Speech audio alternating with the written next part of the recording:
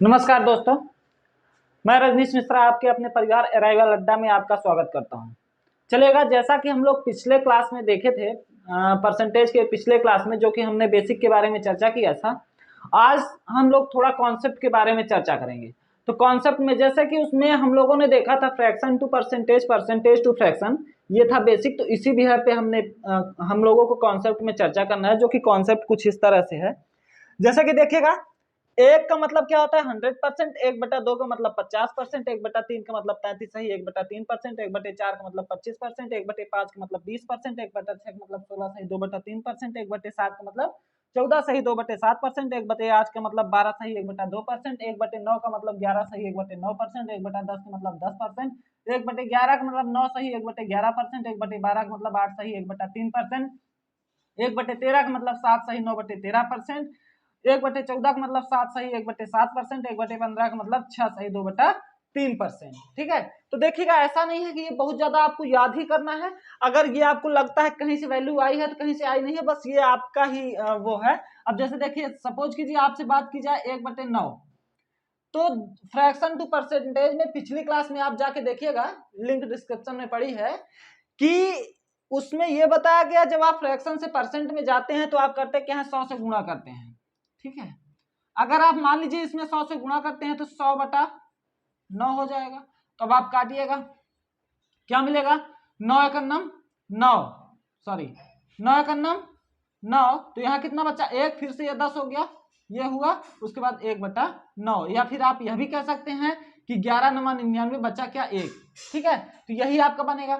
चाहे आप जिसका भी देखेंगे कंडीशन सेम होगी। और आप लोग कोशिश ये जरूर कीजिएगा कि आप बेसिक वाली क्लास, पहली क्लास पार्ट 1 डिस्क्रिप्शन में मैं लिंक डाल दूंगा, उसमें एक बार आप लोग जाके देख लीजिएगा। उससे क्या होगा कि आपका ये बेसिक फैक्टर कंप्लीट हो जाएगा, तो जिससे ये आपको बात समझ में आ जाएगी, याद करने की जरूरत नहीं पड़ेगी। और जितनी ज्यादा आप प्रैक्टिस करेंगे उतना ज्यादा आपके मन में ये बात, दिमाग में ये बात आएगी। जैसा कि देखिएगा, अगर आपको कभी 1/2 दिखे तो आपको 50% दिखना चाहिए। अगर आपको कभी 1/4 दिखे तो आपको 25% दिखना चाहिए। अगर आपको कभी 1/7 दिखे तो 14 सही, 2/7% दिखना चाहिए। ये याद करने जैसी जरूरत नहीं है। लेकिन ये कब होगा, जब आप पिछली क्लास में वीडियो में समझ लेंगे, या तो फिर आप प्रैक्टिस जितनी ज्यादा करेंगे उतना ज्यादा आपको ये बात समझ में आएगी। चलिए ठीक है, देखते हैं हम लोग। सपोज कीजिए अगर यहां से 2 की बात आए, 2 का मतलब क्या होगा, 200%। सपोज कीजिए 3 की बात आ जाए तो 3 का मतलब क्या हो जाएगा, 3%, 300%। अब अगर यहां से बात की जाए 2/2, तो 2/2 का मतलब क्या हो जाता है, अगर हम कहें 2/2 तो इसका कट जाएगा तो क्या मिलेगा, 1 ही मिलेगा, जिसका मतलब यही होगा। तो चलेगा, उसको छोड़ देते हैं। अब आते हैं 3/2। 3/2, तो देखिएगा 3/2 कब होगा, समझिएगा। तो यहां से जब आप 3 का गुणा करेंगे और इधर भी 3 का गुणा करेंगे तो ये 3/2 हो जाएगा। तो 50 यहाँ क्या हो जाएगा, 150 हो जाएगा। ये क्या हो जाएगा, 150%। अब देखिएगा अगर आप 4/2 करते हैं तो इसका मतलब क्या हो जाएगा, 2 का मतलब क्या है, 200% है। अब चले हम 5/2 देखते हैं। तो 5/2 का मतलब क्या होगा, 5/2 का मतलब ये हो जाएगा। आप देखिए यहां से कई तरह से आप बातें समझ सकते हैं। अब यहां से आप यह भी कर सकते हैं फ्रैक्शन टू परसेंटेज के बिहेव पे, कि चलिए यहाँ पे जैसे आपको दिखा 3/2 है ना, तो 3/2 फ्रैक्शन टू परसेंटेज, तो आपने किया ये, तो यहां से क्या मिला, 50, 50 यहाँ 150। और अगर मान लीजिए 5/2 है तो गुणे क्या होगा, 100, तो यहां से क्या मिला आपको, 5×5 = 25, मतलब 250। ऐसा आप कर सकते हैं, लेकिन आपको ये हमेशा नहीं करना है। सबसे अच्छी बात आपको ये समझना है, अगर मान लीजिए 5/2, तो ये 2 है तो इसका मतलब फैक्टर किसका है, 1/2 का है। तो 5/2 करने के लिए इधर से क्या किया गया, 5 का गुणा करेंगे तब ये 5/2 होगा। तो 1/2 का मान कितना है, 50, 50 में 5 का गुणा किया तो क्या मिला, 250। यहां से आराम से आपका आ जाएगा, है ना। लेकिन बातें इसलिए आपको ये बताई जा रही हैं, कभी अगर आपके दिमाग में ये बात क्लिक ना हो पाए इसलिए, लेकिन वैसे भी क्लिक हो जाएगी। चलेगा, आप देखते हैं इधर 1/3, तो अब देखते हैं 2/3। 2/3 का मतलब क्या हो जाएगा, अगर 2/3 हम देखें तो 1/3 में जब हम 2 का गुणा करेंगे तब तो ये 2/3 होगा, तो इसे 33 में भी हो जाएगा। तो 33 दूना 66 सही, 2/3%।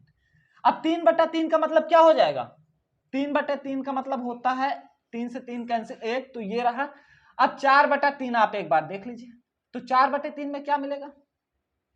4/3 को आप यह भी कह सकते हैं 1 सही 1/3 कह सकते हैं, नहीं कह सकते? अगर आप ऐसा कह सकते हैं इसका मतलब हो गया 100%, और 1/3 का मतलब क्या हुआ 33 सही 1/3%, तो आप कह सकते हैं 133 सही 1/3%, और यही आपका सही भी है 133 सही 1/3%। ठीक है, ध्यान दीजिएगा, इसे समझिएगा, और आपको ये बात जब समझ में आ जाएगी तो आप ये मानिए कि अरिथमेटिक का लगभग पार्ट आप सॉल्व करने के लिए तैयार हो चुके हैं। चलेगा, अब देखते हैं हम लोग 2/4 का मतलब क्या होता है, 1/2 हो जाएगा, इसे छोड़ दीजिए। 3/4 का देख लेते हैं। तो देखिएगा 3/4 का मतलब क्या मिला आपको, जब 1/4 का मतलब 25% है, तो 3/4 का मतलब क्या होगा, 1/4 में 3 का गुणा हुआ, इसलिए ऐसा हुआ 25 यहाँ 75%। ठीक है, या तो आप फ्रैक्शन से करेंगे, वहां से भी कर सकते हैं, गुणे 100 अगर यहाँ करेंगे तो आपको मिल जाएगा। अब देखिए 4/4 का मतलब 1 हो जाएगा। 5/4 का देख लीजिए, 5/4 का मतलब क्या होगा, 125%।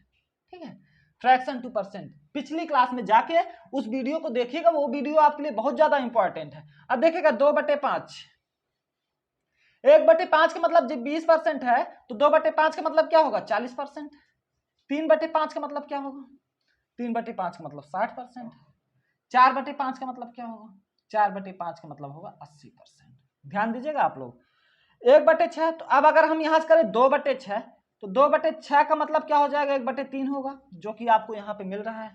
अब अगर हम बात करें 3/6, तो 3/6 अगर आप करते हैं, इसका मतलब क्या मिला, 1/2, जो कि आप लोग सॉल्व कर चुके हैं। अब देखिए 3/6 को अगर आप देखें, 4/6, 4/6 अगर आप देखते हैं 2/3, 2/3 ये रहा आपका। अब अगर आप देखें 5/6, 5/6 अभी नहीं दिखा है, तो इसको कीजिएगा 5/6। तो अगर आप 5/6 करते हैं, 5/6 में क्या मिलेगा आपको, 5/6 में क्या मिलेगा, 1/6 में जब आप 5 का गुणा करेंगे मिलेगा आपको 5/6। तो वैसे ही 16 से 2/3 में अगर आप करते हैं किसका गुणा, 5 का गुणा, तब भी आपको मिल जाएगा। तो क्या मिलेगा यहां से, तो देखिएगा अगर आप बेसिक से करेंगे तो ये करेंगे 5/6 गुणे 100, प्रतिशत मिलाने के लिए तो क्या हो जाएगा 500। अब आप इसमें कीजिएगा 6 का भाग, तो क्या मिला 6/48, मिला क्या 2। अब क्या मिला आपको, जब आपको 2 मिला तब आप क्या कर सकते हैं, यहां से 6×18, अब आपको यहां से क्या मिल गया 2। तो यहां से आपका क्या बना, देखिएगा यहां से आपका बनेगा, रुकिए, यहां से बनेगा 83 सही 2/3%। क्या बनेगा, 83 सही 2/3 भी बन सकता है, और 83 सही 1/3 भी बन सकता है, जो भी आपको ठीक लगे।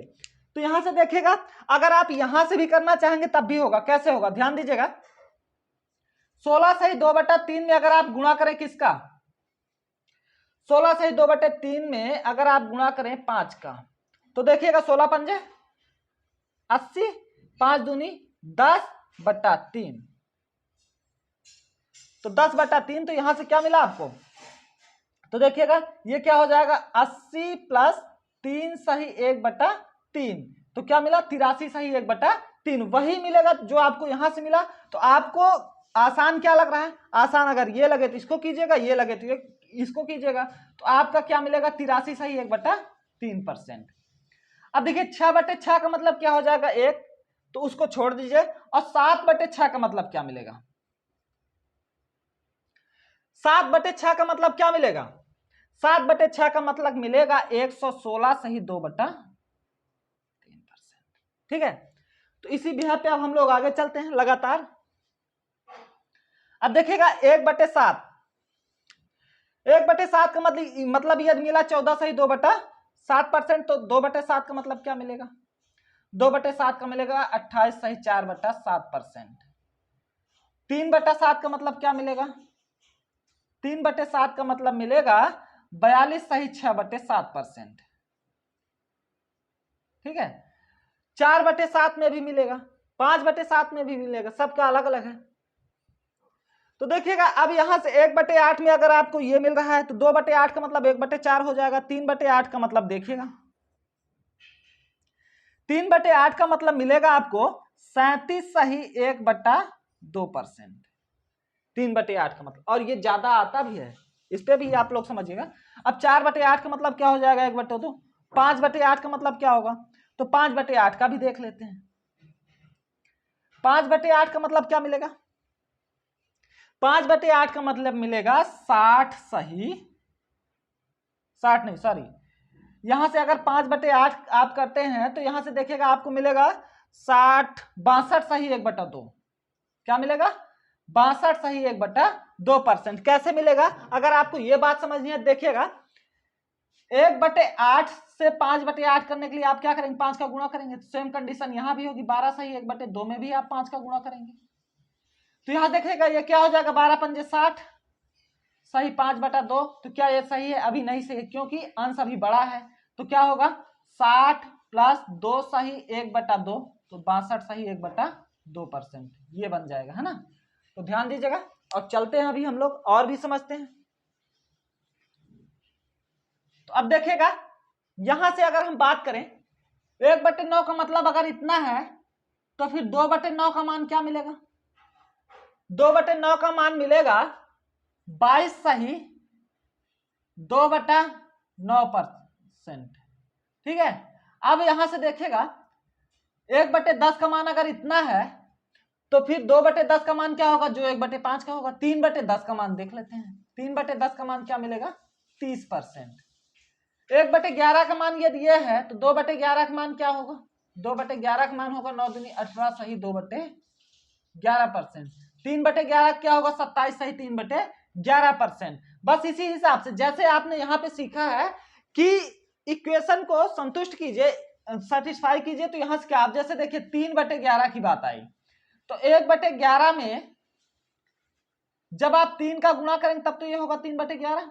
तो सेम कंडीशन आप यहाँ पे लगा दीजिएगा, 9 सही 1/11 में भी आप करें 3 का गुणा, यहां से क्या हो गया 27 और यहां से क्या हो गया 3 हो गया, 27 सही 3/11। सेम कंडीशन, अगर ये बड़ा हो जाए हर से तब क्या करेंगे, हम काट भी देंगे। अगर ऐसा नहीं है तो हम बराबर सॉल्व करते रहेंगे, है ना, चलेगा। अब देखिएगा यहां से 1/12 है, अगर 2/12 करें उसका मतलब क्या होगा 1/6, 3/12 करेंगे 1/4, मतलब लगभग वही बातें रिपीट होने लगेंगी। चलेगा, मिलते हैं हम लोग अब कुछ और आगे समझते हैं मिलके। तो और आगे समझने का सेंस क्या है, अब देखिए, तो देखिएगा अब हम लोग मिलके थोड़ा ये समझते हैं कि इस रूल या कॉन्सेप्ट से हम लोग कैसे कुछ क्वेश्चंस को डायरेक्ट सॉल्व करेंगे, मतलब डायरेक्ट आंसर बताएंगे बिना कुछ सॉल्व किए। चलेगा, उस पर हम लोग चर्चा करते हैं। सपोज कीजिएगा फैक्टर अगर आपको ये लर्न हो जाता है, जितना अभी आपने लिखा है पिछले उसमें वीडियो में, एक काम आप लोग और कीजिएगा कि वीडियो लास्ट तक जरूर देखिएगा।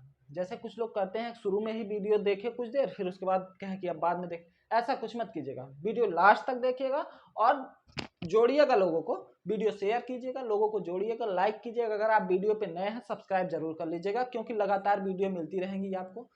तो ये चीजें कब होंगी, सब्सक्राइब करने के बाद आप बेल आइकन प्रेस कीजिएगा ताकि आपको समय पे वीडियो मिल जाए।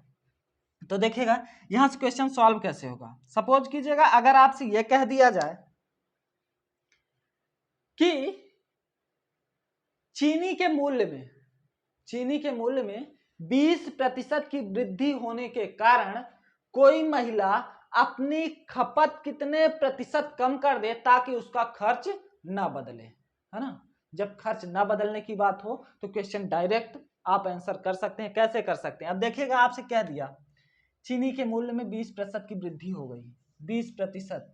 अब प्रतिशत का मतलब क्या है, जैसे आपसे 20% कहा तो तुरंत आपके दिमाग में एक बात क्लिक होनी चाहिए, 20% का मतलब क्या है 1/5 है। ये कैसे है, पिछली क्लास में आपको ये बात बताई गई है, 20%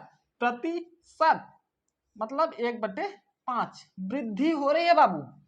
5 से क्या हो रहा है 6 हो रहा है, 5 से क्या हो रहा है 6 हो रहा है। तो कितना कम करे कि वो हो, तो सीधी सी बात है 1/6। तो ये आपका आंसर बनेगा, लेकिन आप इसके चक्कर मत पड़िएगा, है ना। आप जब ऐसा कुछ हो ज्यादा दे के कम की बात करें, ज्यादा पहले दे दे मतलब कीमत बढ़ा दे फिर कम ही की बात आए, तो आप एक स्टेप डाउनवर्ड और आपका ये आंसर बन जाएगा। एक स्टेप डाउनवर्ड जैसे ही आएंगे आपका ये आंसर ही होगा। और सपोज कीजिए आपसे ये कह दे कि चीनी के मूल्य में 25% की कमी होने के कारण कोई महिला अपनी खपत कितने प्रतिशत बढ़ा दे ताकि उसका खर्च ना बदले। खपत बढ़ाने की बात करें, क्योंकि जब कीमत कम होगी तो लोग खर्चा बढ़ा देते हैं। जैसे कि खपत बढ़ा देते कैसे? अगर मान लीजिए सपोज कीजिए अभी टमाटर क्या था, 160 रुपए किलो था, 200 रुपए किलो था, तो हम कितना लाते थे टमाटर? 1 पाव लाते थे, है ना। 1 पाव में ही हमारा काम चल जाता था। लेकिन अगर इस टाइम 25 रुपए किलो है तो हम टमाटर कितना लाते हैं? 2 किलो लाते हैं, क्योंकि हमें 50 का टमाटर तो लाना ही लाना है ना। हम क्या करते हैं? 2 किलो लाते हैं ताकि हमारा खर्च ना बदले। सेम बिहेव, सेम कंडीशन की अगर बात की जाए तो यहां से कह रहा है 25% कीमत क्या है? कम की जा रही। 25% जैसे ही बात आया तो इसका मतलब क्या हुआ? 1/4।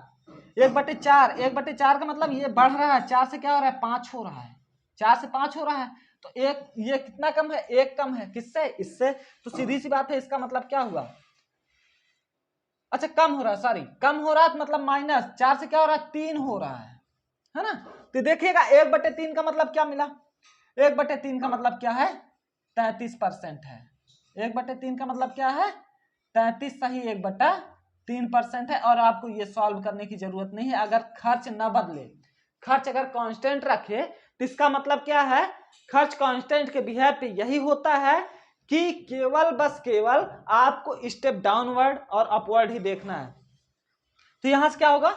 जैसे कम देख ज्यादा की बात करें तो एक स्टेप ऊपर की तरफ, क्योंकि ज्यादा किधर है? ऊपर की तरफ है। अगर ज्यादा देख के कम की बात करें तो एक स्टेप नीचे की तरफ। और ये केवल यही नहीं लगेगा, ये इस क्वेश्चन में भी लग जाएगा। किसी आयत की लंबाई यदि 20% बढ़ा दी जाए तो चौड़ाई कितने प्रतिशत कम की जाए ताकि क्षेत्रफल न बदले। ऐसे क्वेश्चन में भी ये लगेगा, है ना। और यहां पे भी लग सकता है कि किसी आयत की लंबाई इतने प्रतिशत घटा दी जाए तो चौड़ाई कितने प्रतिशत बढ़ाई जाए ताकि क्षेत्रफल न बदले, है ना। तो चलेगा, मिलते हैं अगली क्लास में। तब तक आप लोग इस बात को समझिएगा और ऐसे क्वेश्चंस को सॉल्व कीजिएगा। और एक काम जरूर कीजिएगा, वीडियो पूरी देखिएगा, अपने दोस्तों से भी कहिएगा वीडियो पूरी देखें और ज्यादा से ज्यादा शेयर कीजिए, ज्यादा से ज्यादा लोगों के पास तक पहुंचाइए। और शेयर, लाइक, सब्सक्राइब कीजिए। कमेंट में ये बताइए कि आपको वीडियो कैसी लगी। ठीक है, नमस्कार, धन्यवाद, टेक केयर।